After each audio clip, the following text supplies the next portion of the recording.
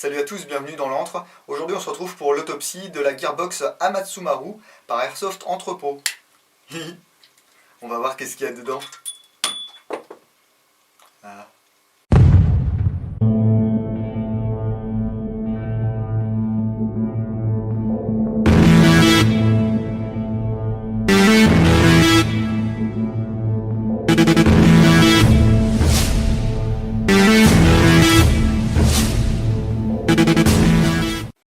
Donc voilà, la gearbox Amatsumaru, proposée par Airsoft Entrepôt. D'ailleurs on peut voir, voilà, ici sur le corps, donc, du logo Airsoft Entrepôt.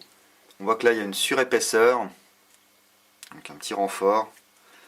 Là aussi c'est jamais un mal hein, sur les gearbox V2, parce que ça peut arriver que ça casse. J'aimerais vérifier un truc dès le départ.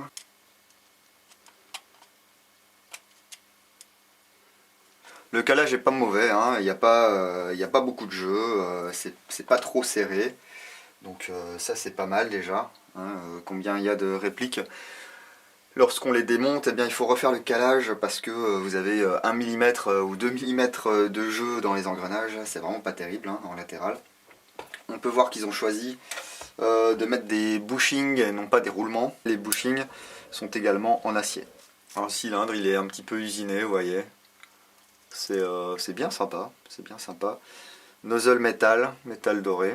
Donc là, contacteur pour câblage vers l'avant. Il existe aussi un modèle avec le câblage qui part vers l'arrière. Non, ça a l'air pas mal, hein, on va ouvrir ça.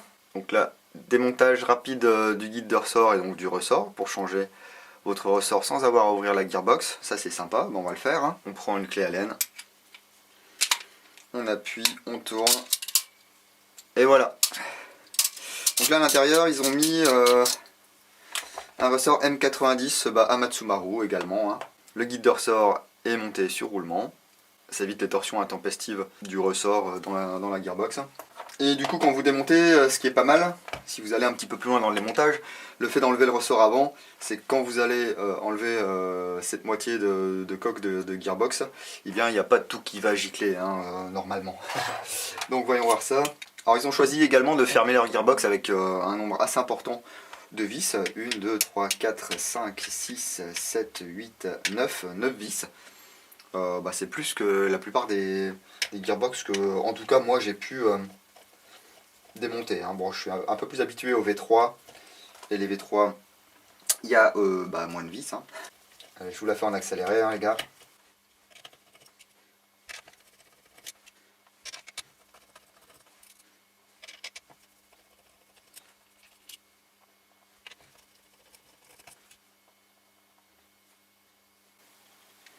On peut voir qu'il y a des petites rondelles frein, donc ça évite que les vis se desserrent toutes seules.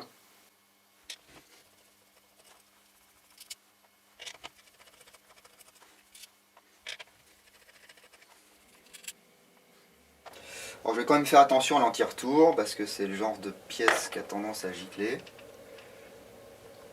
Non, mais là ça a l'air de pas être trop mal. Comme vous pouvez le voir, la détente est restée sur l'autre partie de la gearbox. Donc le piston est en espèce de fibre, on dirait. Hein. Peut-être fibre de nylon. Et par contre, c'est un 14 dents. Et les 14 dents sont en acier. On peut voir là qu'ils sont légèrement marqués par les essais successifs. On verra une fois qu'on lui en aura mis plein la tête, et bien à quoi il ressemblera. Mais bon, ça doit être relativement solide quand même. Hein. On a une tête de piston en alu qui est montée sur roulement. Et puis donc elle est percée, hein, ce qui fait que quand votre piston va revenir vers l'avant, et bien en fait l'air va repousser le joint torique vers l'extérieur pour qu'il s'applique bien sur le cylindre. Donc écoutez, piston en tout cas qui a l'air vraiment pas mal. Le cylindre. Donc c'est un cylindre en inox, hein. Il est bien lisse à l'intérieur et la tête de cylindre est également en alu CNC et on peut voir qu'il y a un pad en caoutchouc ici pour limiter un petit peu le bruit et donc deux joints toriques pour l'étanchéité. Donc là pareil, hein, la finition quand même est bien sympa. Le nozzle est également un modèle en alu. Alors ici on peut voir qu'il y a un joint torique, donc ça va améliorer également l'étanchéité de l'ensemble. Ouais, franchement c'est pas mal. Hein. Oh bah oui, ça met un petit peu de pression, du coup voilà, ça m'a tout fait sortir. Le tappet plate, c'est un tappet plate, hein, voilà, plastique. Les engrenages, eh bien ils sont marqués. 18 pour 1 Amatsumaru en acier. Le contacteur électrique est en fait un micro switch. Voilà, que vous pouvez entendre. C'est pas mal parce qu'au lieu d'avoir en fait une palette qui va venir entrer en contact avec deux palettes latérales, ici c'est comme un mini interrupteur, donc c'est vraiment sympa. On verra également s'il tient le choc aux multiples agressions et puis au LiPo 11.1, savoir que c'est Gearbox, on vous conseille d'éviter les LiPo 11.1. C'est pour ça que je m'empresserai d'utiliser une LiPo 11.1 lors des tests de stress. Et voilà, c'est remonté. D'ailleurs j'ai oublié de remettre le ball catch, même s'il sert à rien, donc comme de toute façon après les tests de stress je redémonterai, j'en profiterai pour remonter ça à la fin. Je vous explique comment ça va se passer maintenant. Je vais aller dehors, je vais déjà faire des tests de tir à 35 mètres pour voir un petit peu la régularité du tir avec cet ensemble Amatsumaru, avec une partie pneumatique étanche, une gearbox bien calée, un moteur péchu, hein, donc là on a le high torque de chez SHS. Le joint hop-up qui est un Amatsumaru également, qui vient avec le bloc hop-up. Et ensuite, vous voyez ici, j'ai plein de batteries différentes. Donc pour mes tests de tir, je vais utiliser de la LiPo 7V4. Donc on va l'utiliser avec ça, voir un petit peu la réactivité que ça a et tout. Et ensuite, je ferai un test en full auto, alors sans billes cette fois-ci, tir à vide. Hein. Je vous rappelle qu'il est déconseillé d'utiliser des batteries 11V1 et vous risquez de ne pas bénéficier de la garantie. Hein, donc attention, là je fais ça vraiment en guise de test parce que Airsoft Entrepôt m'a donné l'autorisation de faire ces tests de stress. Hein. Et en plus j'ai vraiment peur de péter le matos, j'aime pas ça, j'aime pas casser des choses. Donc voilà, on va aller dehors. Et puis on va voir ce qui se passe.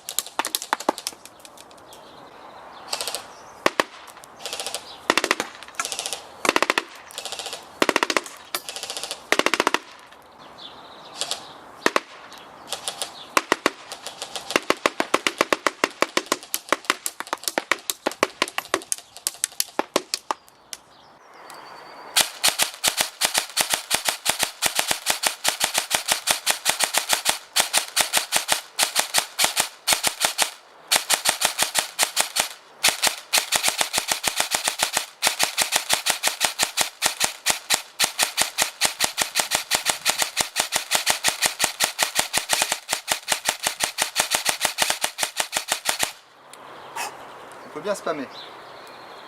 Alors la connectique chauffe un peu, hein, je dois vous l'avouer. On va se mettre en full auto, hein, et puis je vais essayer de pas me faire cramer les doigts.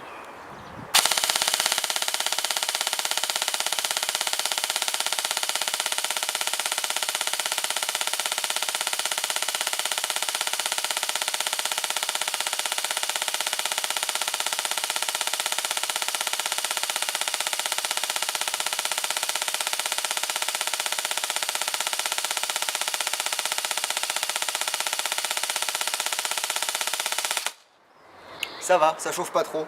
Ça chauffe limite plus en semi, hein, parce qu'on va solliciter le contacteur de manière différente. Ah, j'ai plus de semi.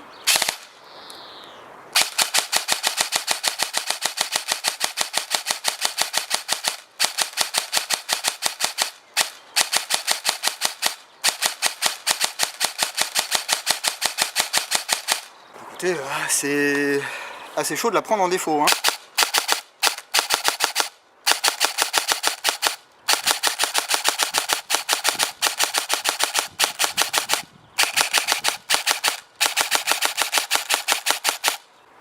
Allez, full.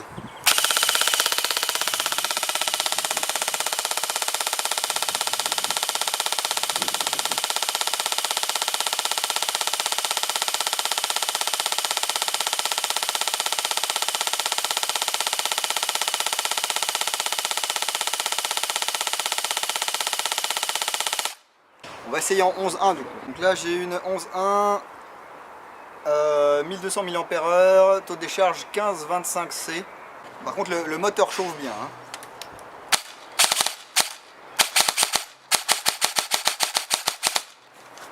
Ah là ça a bloqué. Je me remets en full.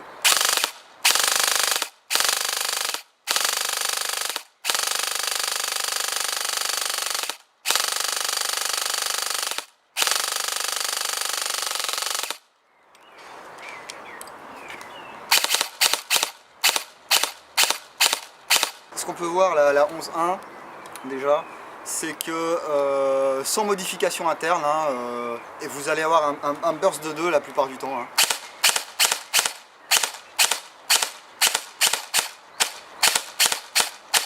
Voilà, parce qu'il y a vraiment trop de patates et du coup ça va entraîner tout le bazar un peu trop fort. D'origine, la gearbox n'est pas prévue pour encaisser du 11.1. On va se remettre en full. J'ai la poignée moteur qui est un peu chaude là quand même. Hein. J'espère que je ne vais pas me combustionner.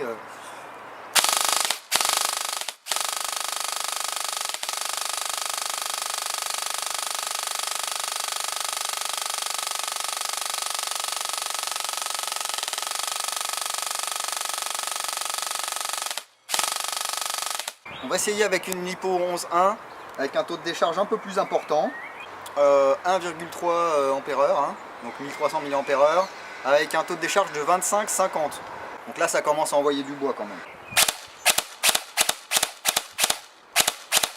Ouais, donc en semi c'est pareil, hein, vous avez du double. Et là en full.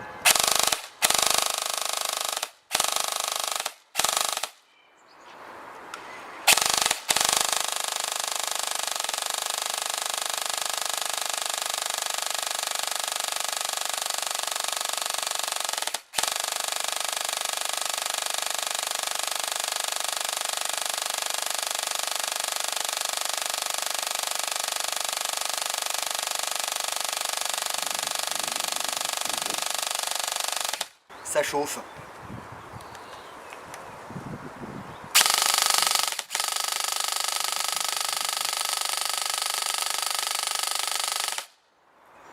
J'ai l'impression qu'il y a des petits ratés là.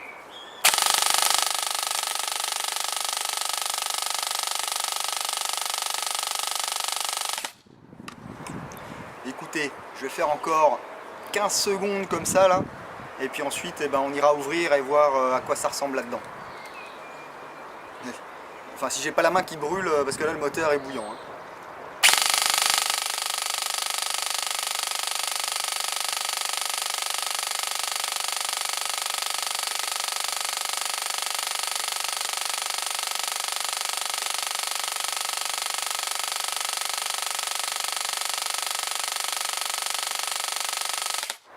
Alors on peut quand même constater que la gearbox n'est pas spécialement silencieuse, hein. Malgré le pad en caoutchouc qui était mis sur la tête de cylindre, et ben ça claque assez fort. Hein.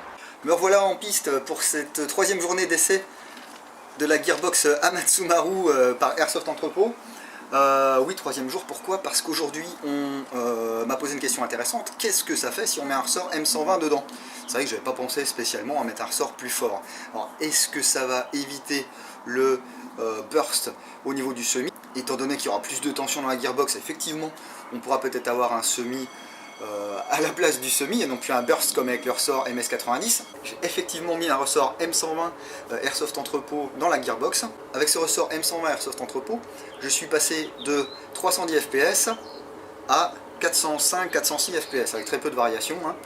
Et également de 24 bisecondes à 21 bisecondes. Les interrogations étaient, si on met un M120, est-ce que le semi va être aussi réactif et est-ce que ça va pouvoir tenir le coup au niveau mécanique? Donc on va voir ça de suite. Hein. Déjà on peut voir que grâce à la tension du ressort, on va plus avoir le burst au niveau du semi avec ces grosses batteries 11 v 1.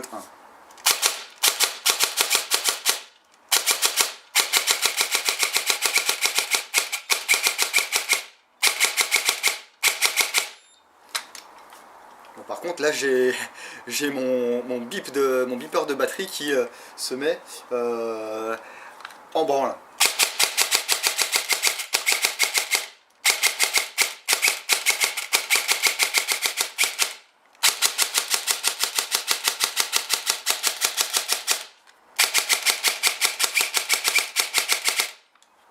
Bon, je suis pas vraiment un pro du super spam sur la détente, mais voilà, si vous voulez faire une petite doublette sympa,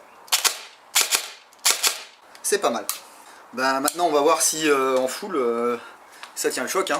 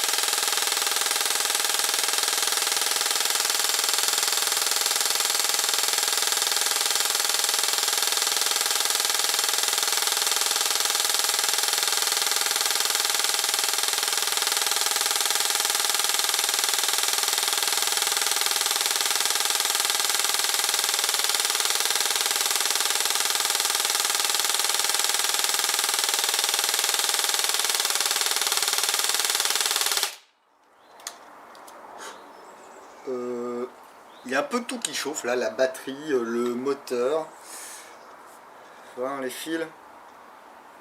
Ouais, ça va, franchement c'est un peu chaud, mais pas aussi chaud que l'autre jour, hein, mais j'avais un peu plus insisté.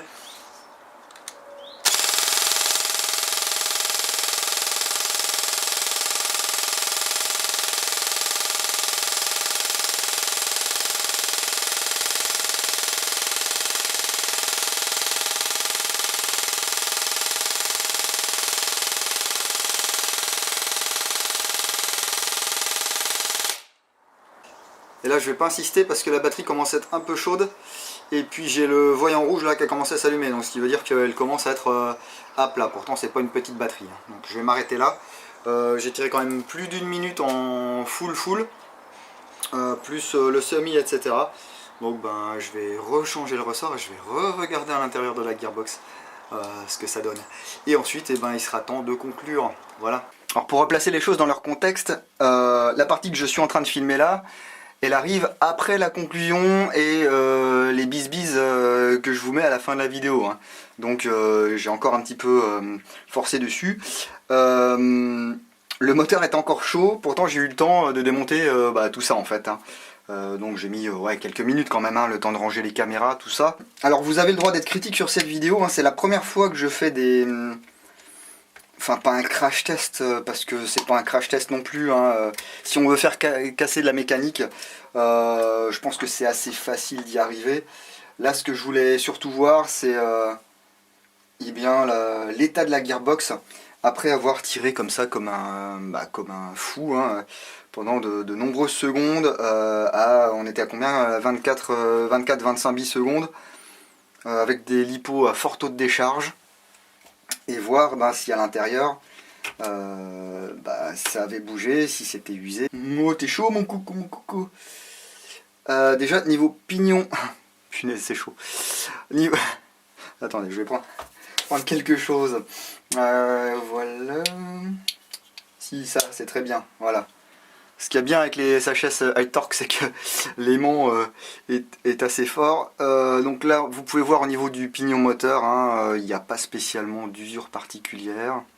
Donc déjà, c'est pas mal. On verra si c'est le cas aussi au niveau des engrenages. C'est chaud. Les bushings n'ont pas bougé, hein, a priori.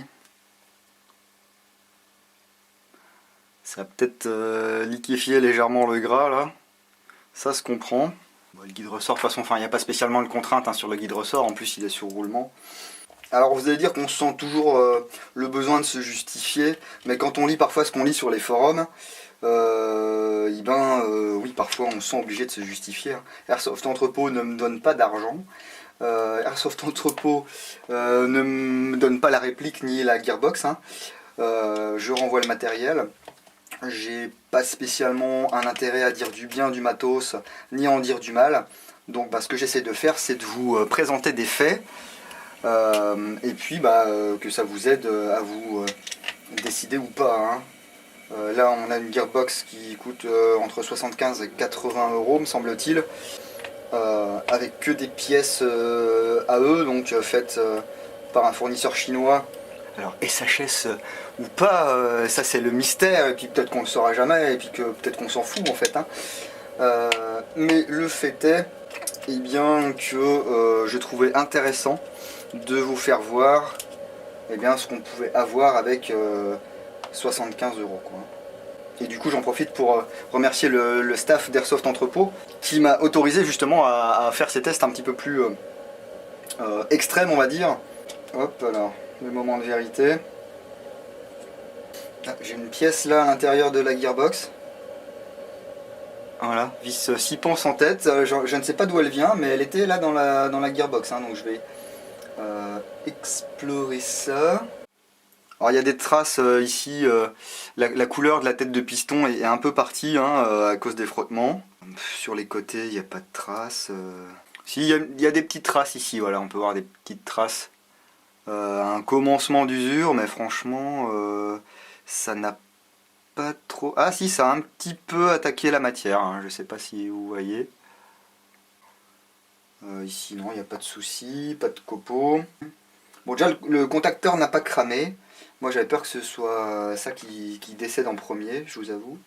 Alors les engrenages, c'est pareil, semble pas avoir bougé, hein. Non, l'engrenage moteur non plus. Il est légèrement marqué, mais bon voilà quoi.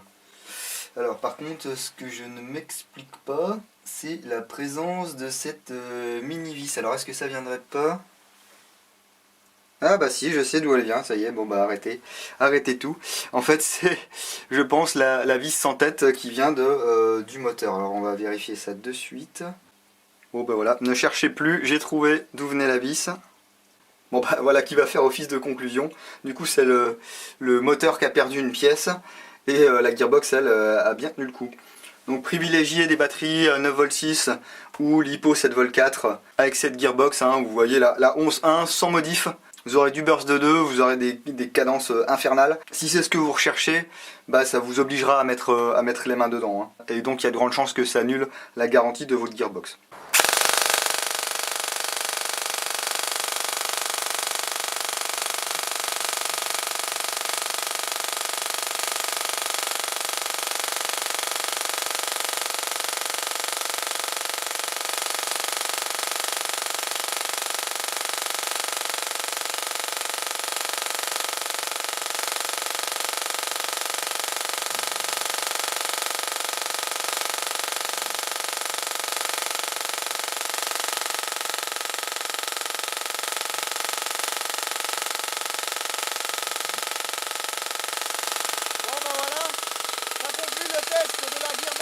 Amatsu Maru. Je vous dis à bientôt dans l'entre du dingo. Vive!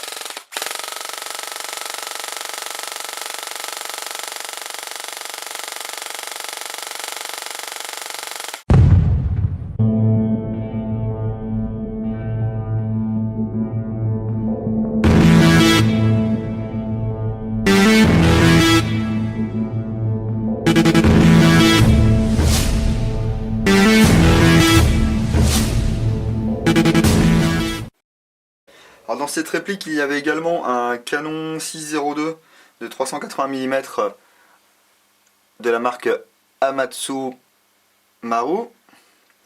Je trouve assez sympa le fait qu'il y ait un joint torique en bout de canon. Alors on peut l'enlever, hein, mais ça va permettre, si jamais vous avez un léger jeu dans votre canon, ça vibre et du coup le groupement en automatique s'envoie un petit peu impacté. Et bien là en fait ce joint torique va permettre de garder le canon bien enchâssé dans votre canon externe. La finition est sympa, niveau interne c'est du tout bon aussi, hein. Et également le bloc hop-up en alu Amatsu Maru également, qui est bien fini, qui a l'air efficace, qui est vraiment pas compliqué à monter et à mettre en œuvre, et qui a l'air solide. Vous avez pu voir un petit peu ce que ça donnait au niveau du tir, mais bon, si vous hésitez sur des marques, eh bien écoutez, je pense que pour le prix, vous pouvez donner une chance voilà, aux pièces Amatsumaru. Hein.